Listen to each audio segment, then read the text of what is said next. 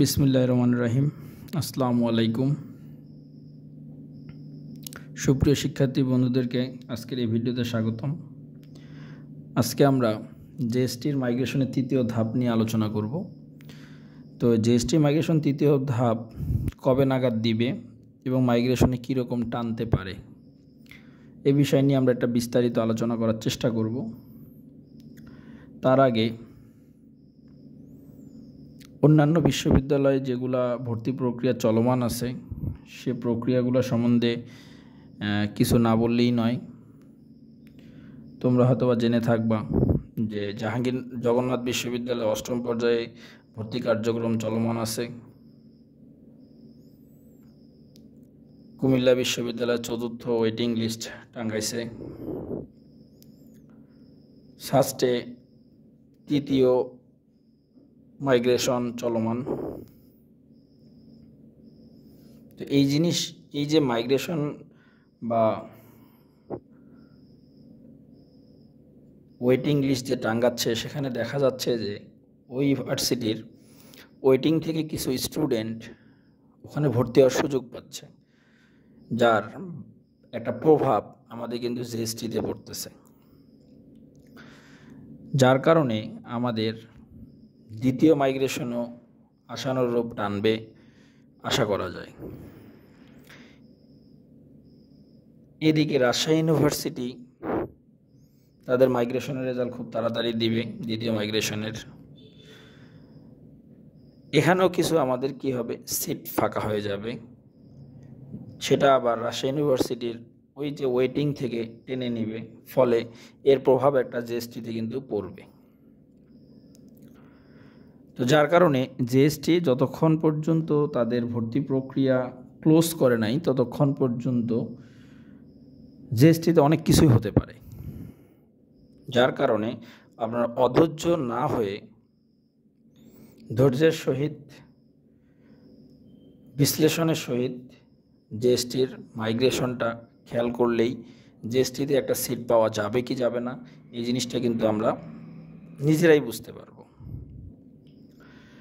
তো চলেন তাহলে আজকে আমরা আগে আমাদের তৃতীয় ধাপে বা দ্বিতীয় মাইগ্রেশনের তারিখ কবে নাগাদ হতে পারে, এটা একটা আনুমানিক তারিখ কিন্তু আমাদের ছিলই দেয়া যে ৮ জুলাইয়ের দিকে হতে পারে, এটা একটা আনুমানিক ডেট ছিল। কিন্তু এইবার প্রথম মাইগ্রেশন যে হয়েছে বা রেজাল্ট দিছে সেখান থেকে এক সপ্তাহ পরেই কিন্তু সাধারণত দ্বিতীয় মাইগ্রেশনের রেজাল্টটা দেয়। তো আশা করতেছি আমরা আগামী সপ্তাহে আমরা রেজাল্টটা পেয়ে যাব। আগামী সপ্তাহে দ্বিতীয় মাইগ্রেশনের রেজাল্ট পেয়ে যাব ইনশাল্লাহ।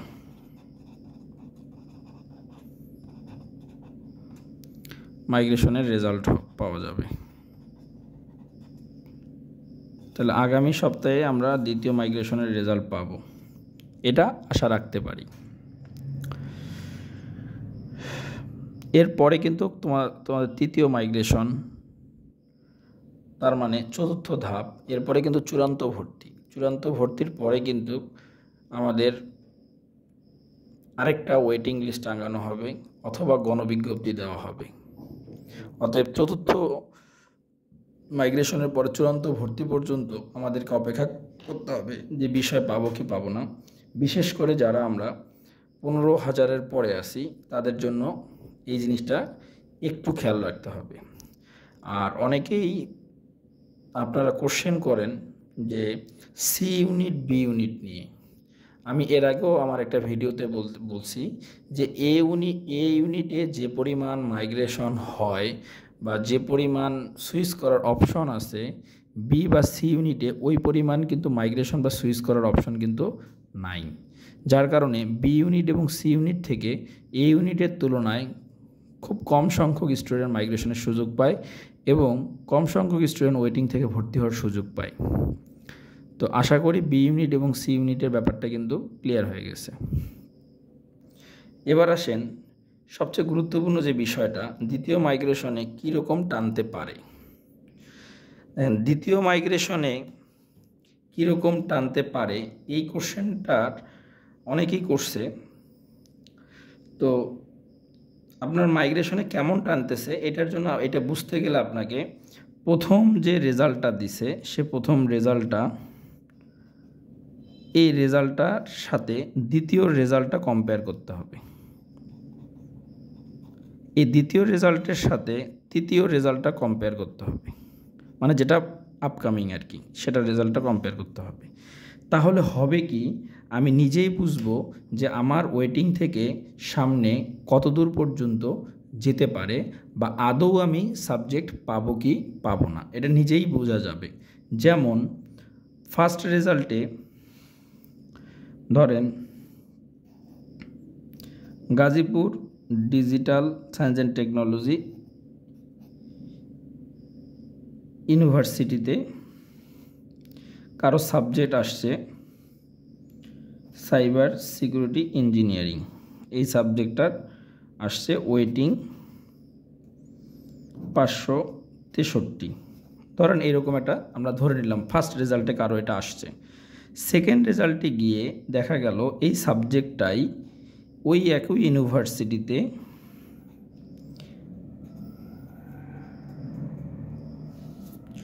ওই একই সাবজেক্ট সেকেন্ড রেজাল্টে কিছু মাইগ্রেশন হয়ে এটা চলে আসছে 367-তে। এখন তৃতীয় রেজাল্টে গিয়ে এইটা দেখা গেল যে এই সাবজেক্টটা তৃতীয় রেজাল্টে গিয়ে ওয়েটিংয়ে চলে আসলো 153-তে। আপনি এখন খেয়াল করে দেখেন যে ফার্স্ট রেজাল্টে এটার ওয়েটিং পজিশনটা কত ছিল 563, সেকেন্ড রেজাল্টে গিয়ে এর ওয়েটিং পজিশনটা কত 367, আর তৃতীয় রেজাল্টে গিয়ে আমার ওয়েটিং পজিশনটা হলো 153। তাহলে দেখেন এটা কিন্তু আস্তে আস্তে কিন্তু আমাদের কমের দিকে যাচ্ছে। কমের দিকে যাওয়া মানে কি, হয়তো বা এখানে চতুর্থ রেজাল্ট অথবা চূড়ান্ত ভর্তির পরে গণবিজ্ঞপ্তি হলেও এই সাবজেক্টটাতে সে সিলেক্টেড হতে পারে। কেন হতে পারে সিলেক্টেড? কারণ তার পজিশনটা কিন্তু সাবজেক্ট পাওয়ার মতো ওয়েটিংয়ে চলে আসছে। আরেকটা রেজাল্ট দিলে হয়তো বা ঢুকে যাবে হলো 100-র ভিতরে।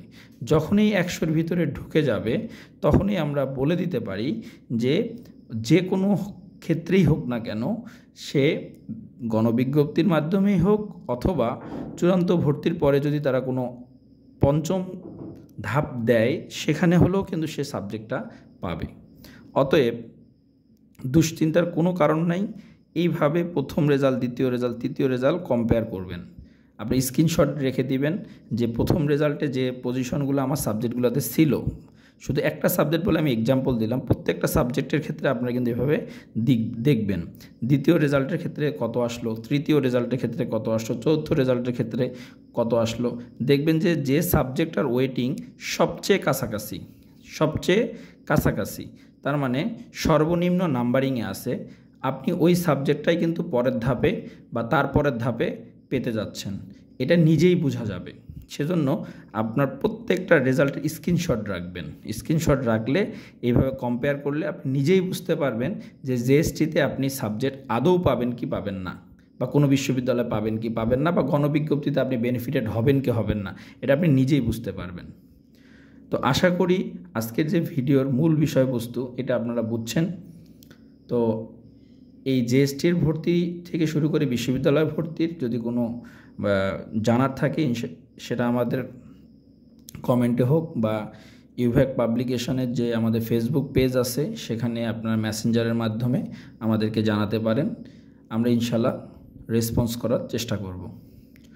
আর ভর্তির বাইরে সেকেন্ড টাইম যারা দিবে তাদের যদি কোনো গাইডলাইন দরকার হয় সেটাও আমাদেরকে জানাবেন। ইনশাআল্লাহ আমরা সেটা গাইডলাইন দেওয়ার চেষ্টা করব।